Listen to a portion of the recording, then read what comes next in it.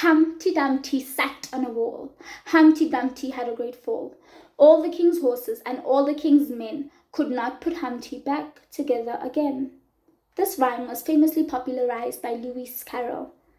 At first glance, it seems like a whimsical tale about a clumsy egg, but the more I listened to it, the more I thought and realized that I had a friend who lived quite a similar life to that of Humpty.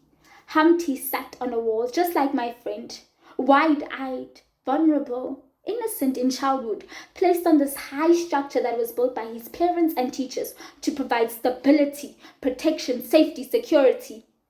But even from that height, he began to see the harsh realities of the world, the dangers that were not quite within his reach, but close enough to feel.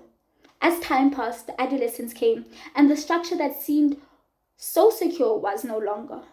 So he began to cling onto unhealthy coping mechanisms, people that did not have his best interest at hand, and substances that only left him feeling more numb and more empty. The fall became inevitable. In the end, after the fall when all that is left is the shattered, irreparable pieces of Humpty, we reach the final stage, when all the king's horses and all the king's men cannot put my friend back together again. The stage when all that remains is the empty shells of his existence, the lifeless corpse he left behind for his parents to bury. But despite the best efforts of the kings in his life, support system, health professionals, teachers, family, friends, just like Humpty, after the fall, he cannot be restored. But Humpty's fall was not just a moment. It was a slow unraveling. We do not just crumble, crack, crash. We break piece by piece, thought by thought, until we suddenly realize that we are whole no longer. As most young people are aware with, it begins with a whisper from the house of our conscious. You are not enough. Your presence causes more harm than your absence. Just kill yourself already. The battle begins in our mind long before we feel the crashing weight of desperation, pushing us towards taking action. Pick up the knife, swallow the pills, drown, jump, or fall. After conversations with several of my peers, it is evident that thoughts of death pervade many of our minds. It pained me to listen to how my peers contributed to the 30% of South African high school scholars who have attempted to take their own lives.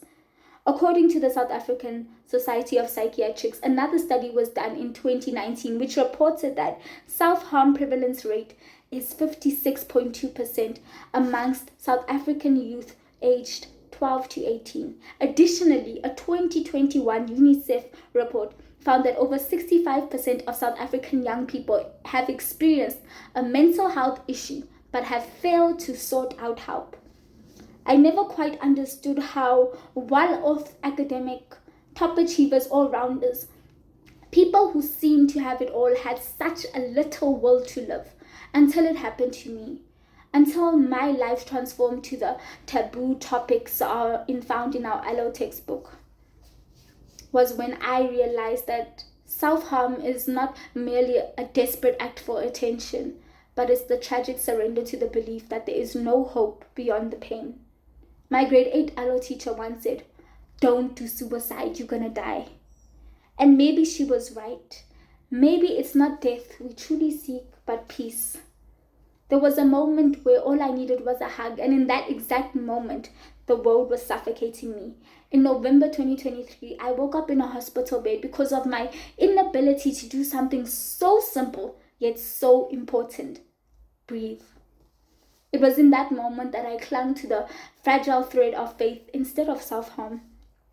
In the Gospel of John, it is written, "Greater is the one within you than the one in the world." So if your mind is a safety hazard, I cannot slay your demons for you.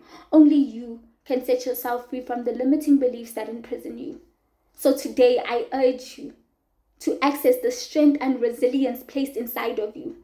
If you feel like Humpty, broken to the point of no restoration, know that you are not alone. And unlike Humpty, you are not an egg. You are a beautiful being.